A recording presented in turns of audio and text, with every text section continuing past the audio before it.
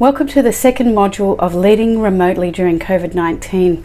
This module is all about keeping your people motivated during this period. Many of them will not have worked remotely before. This will be their first time. So there's a number of things you can do. Most important thing, which comes from module 1, is to manage your state.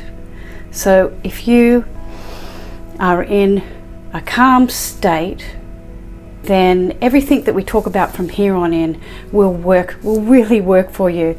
But nothing I'm about to say is going to help unless you are in a calm state. So remember to do your balanced breathing from module 1.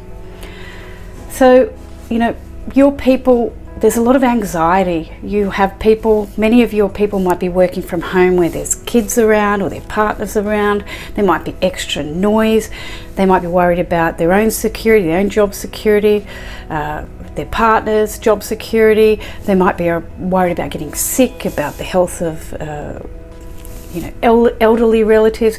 There is a lot of worries that your people will be suffering from, and one of your roles is to check in with them to see how they're doing emotionally, not to be solving any of their issues, but to be checking in with them. I've been going on and on about this for years, but never has it been more important to check in on your people's feelings than it is now. So the first thing I can recommend is a set of questions around this topic. I'm going to go through those questions one by one. The first one is to ask simply, how are you feeling? And then once you've asked that question, it'd be really tempting for you to jump in and try and solve their problem, because you're a manager. Most of the managers that I've worked with have got into management because they're really good problem solvers. This is a time where you're not trying to solve their problem. What you're doing is you're simply checking in with the other person's feelings, and you're holding the space for that. Yeah, you're holding the space, and you can hold the space in silence with some deep listening. So when you ask the question, how are you feeling? Then you're actually listening from your center. Listening isn't from here. You can't listen while your thoughts are racing. You can only listen if you're deeply in your center. And once they've expressed themselves, all you really need to say is, I hear you. It sounds like you're really frustrated. My thoughts are with you.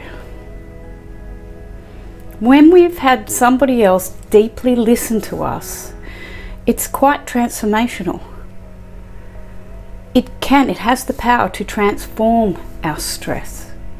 Yeah, really. So check in with your staff. If you're doing it in a teleconference form, then check in with each of them. Check in with each of them and just hold the space and deeply listen to them. So the first question is, how are you feeling? The second that you may like to ask is, how's your life changed today? Because all of us, our lives are changing on a daily basis. So how has your life changed today? And again, all you're doing is holding the space. You're not giving any advice. You're not trying to fix anything.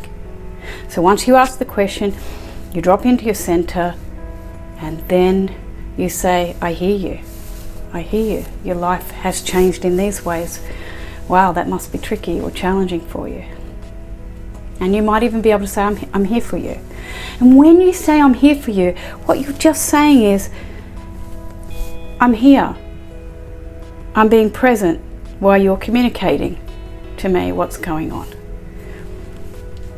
Another question you can ask is, what is the one thing that you can do today to stay connected with our customers, with each other, with your peers, and with the people around you? It's very important for people to stay connected now more than ever before. You'll find especially those introverted employees will start to lose their connections. As a leader, it's your job to help them stay connected, and you can do that with a really great question. A question works more than telling people to stay connected. So once they give their answer to that question about how can you stay connected, that's when you can hold them to account for what they agreed to. Yeah. Another question you can ask them is, I want this to be fun for you while you're working. So what do you think you could do to make working from home more fun? Or what could we do as a team to make working from home more fun?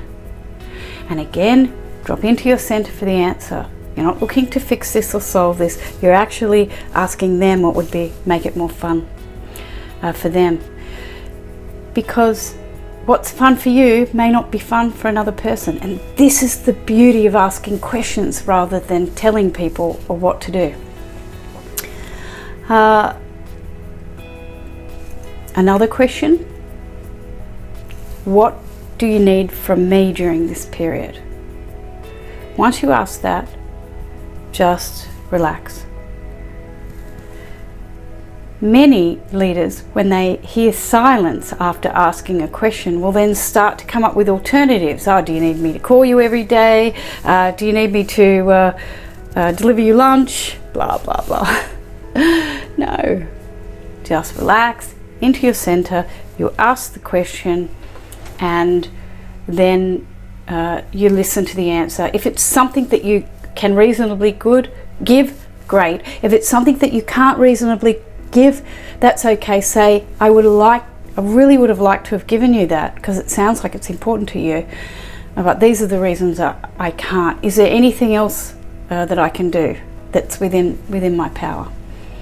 Even you asking the question is enough for you and your employees, your people, to stay connected. So yes, my number one tip in keeping your people motivated during this period is to ask good questions, and particularly to check in with them each time you have a call with them. How are you feeling?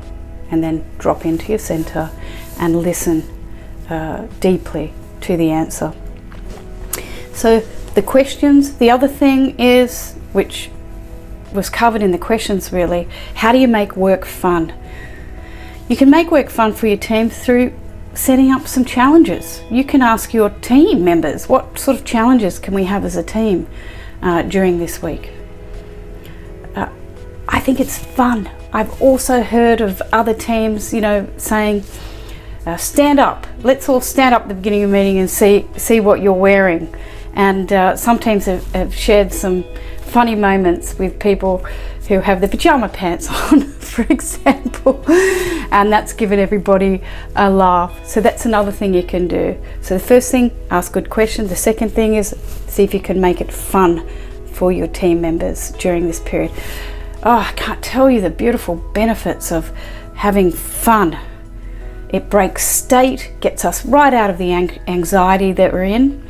So the more you can make your people laugh, the better that they will feel. And by the way, the more productive they'll be in the end, which is important. That's in the next module. And my third tip for helping your people stay motivated is to connect them to the important purpose of their work. We can forget the important purpose of our work. And if we're connected to the important purpose of our work, that is that our work adds value to people, to our customers, to other team members, that our work makes life easier for people and inspires people. If we can connect to that, then that gives us added motivation to put up with all the other things that are going on in our world. For example, at the beginning of this, I because all my meetings were cancelled, I was like in a bit of a crash state in the beginning. I was like, how can I be of service? It's really important for me to be of service. And now, here with you being of service, I have my motivation back. So my third tip for you is to connect your people with the importance of their work. And you can tell them, sure. Even better, you can ask a question about how important do you think your work is? And if they say, well, not so much, I've forgotten, that's when you can come in and connect them deeply with how important their work is. All of us humans, we want to be of service in some way. So that's my 3 tips.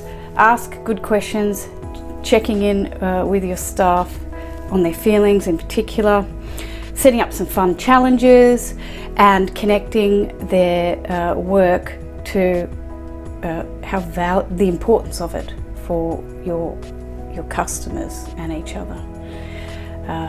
Yeah. The next module is on keeping your people focused and accountable.